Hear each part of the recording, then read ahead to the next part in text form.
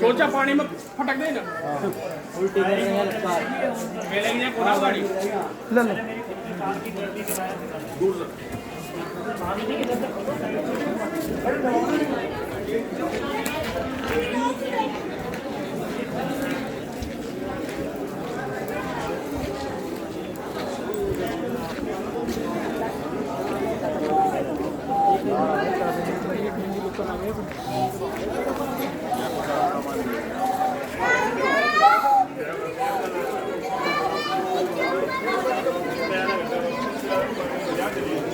बजाया ही बेटा